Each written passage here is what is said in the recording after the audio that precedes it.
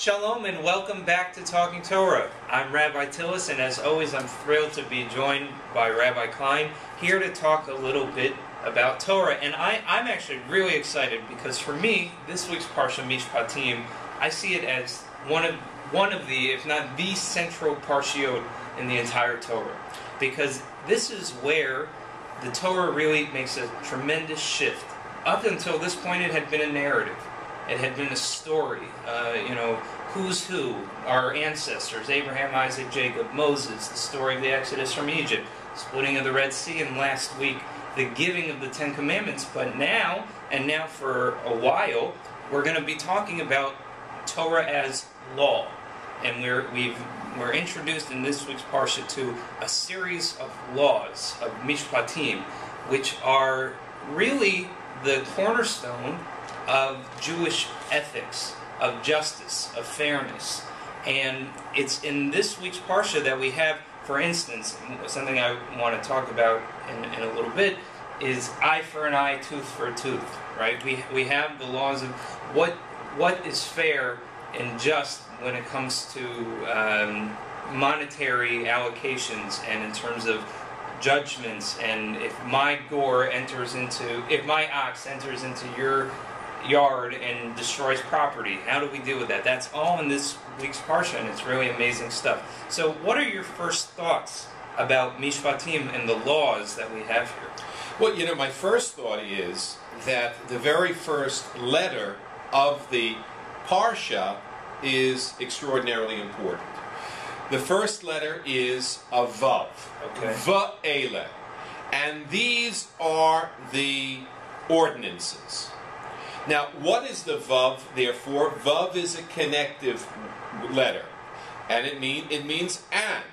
So, what's the predicate for Mishpatim? The predicate for Mishpatim are the Ten Commandments, right. The 10 statements, which are very general, very broad, and now the Torah says, okay, you have the broad aspirational commandments or statements that give us the vision of what a life is supposed to be like for a society. Now let's get down to the nitty-gritty, partialize all those broad statements into rules that you can live by and you can conduct your life by, because what the Torah is saying is that you really do need the details. Some people say the devil is in the details. We might say the divine is in the details. Okay. That God's guidance through these details, these mishpatim, these ordinances, was so important then, and I think they continue to remain extraordinarily important in our own time. Yeah, but so here's the problem, is that the details, I don't want to say I love your line, the divine is in the details instead of the devil is in the details. But the details actually, I'm afraid, make it too particular. 10 Commandments everyone can get behind, right? But if we have these details that are about oxen and goring and property damage, right?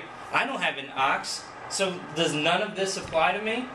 When we have eye for an eye, tooth for a tooth, if you, God forbid, were to actually poke my eye out, right, that would raise the ratings. If you poke my eye out. So if you poke my eye out, then I'm not going to come and poke your eye out, right? And the rabbis even say that it's not meant to be taken literally. The details of the law is not meant to be taken literally. So what do we do with that? The fact that the details are actually kind of strange and even irrelevant feeling. Well, look, let's look at it this way. These mishpatim stood on their own as major steps forward for hundreds of years, hundreds and hundreds of years. Along come the rabbis, maybe, let's say, 500 years, 700 years, 1,000 years, we don't know exactly when the mishpatim came to be compiled.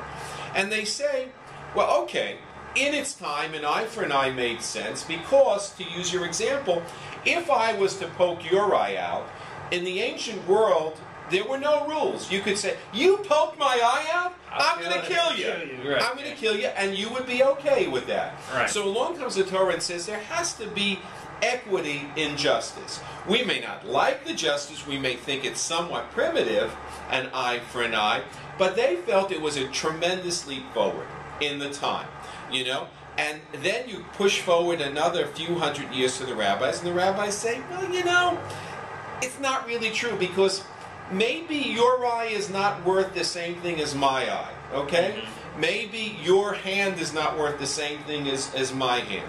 And so they come up with the idea that there should be, this is really designed to teach us about reimbursement in terms of monetary reimbursement for harm done.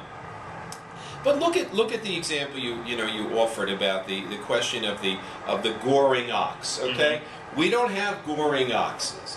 You know, we don't have that. But we have dogs, right? I have my Wally, and look, he hasn't done it. Keep Wally out of my yard. Right, How many times do I have to tell you? Exactly. You know, who knows what some of our domesticated animals might do in certain instances. Yeah, that's true. And not only that, I mean, it's you know, there are all different kinds of ways in which our property, things we own, can do harm to someone else or someone else's property. I drive my car, I skid, right? Mm-hmm. I skid on this ice and I wind up going into the living room of my neighbor. Okay? Hi, what's for dinner? But right. Now, what the Torah is saying is, if I had been warned, they said, look, Rabbi, you're a terrible driver. You shouldn't be driving on the ice.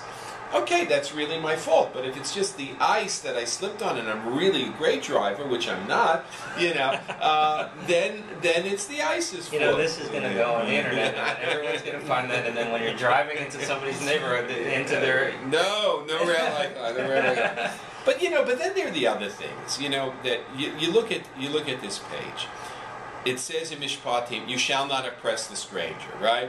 Then there's another one. When you lend money to my people, to the poor, don't act as a creditor. Don't lend on interest. We still follow that. That's right. We have the Hebrew Free Loan Society in New York, where the society is set up to make certain that if a Jew needs a loan, no interest. No interest. It comes right from here.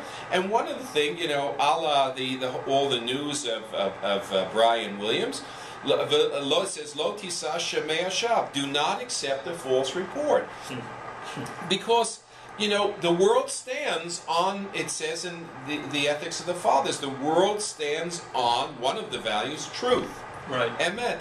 So, I mean, you know, Brian Williams understands that a little bit better now, and I feel badly for him. He seems like a nice guy. But, you know, you just can't go out there creating new realities that never existed. Right. So, yeah, look, do I think that some of these Mishpatim obviously beg for, you know, for reinterpretation, or in some cases beg us to say, I know I'm here, but, you know, pretend I'm not. Pretend I'm not. Because the experience is so different than our own. Maybe the divine is not only in the details, but in the application. Right. Is saying that, yeah, it's not always the details per se, but we need to be able to take these divine laws and apply them to our lives in a way that are meaningful and that actually make sense. And what's amazing about Mishpatim is that you actually, it's not so this, you know, it's not a crazy thought to say, yeah, an ox, yeah, we don't have ox, but we do have other animals. And we have other property that can damage other people's property. Right. It's not a stretch. And Mishpatim is such a wonderful parsha because almost everything that we have in this parsha really has great application and benefit in our lives. I really do think so. Yeah. I really do think so. Thank you, as always. Are we plugging anything? I guess continuing the whole Megillah plug. We just, you know. Yeah. Look, there's still an opportunity this Sunday, and we must tell you, everyone that has come down to participate in writing their letter or their words in the Megillah, they have all walked away saying it was a very meaningful, beautiful experience, and they're glad they did it. Yeah. So, you know, really, give it thought. Sunday, there's still time to write your letter, to write your word, to become a part of the story. It's not too late. Yeah, and I think, you know, bring your children, give them that gift of knowing that they have a place in that Megillah of ours. Yes, yes. Well, so with that we want to say Shabbat Shalom. Thank you all for watching, and Lehitraot. Shabbat Shalom, Lehitraot, everyone.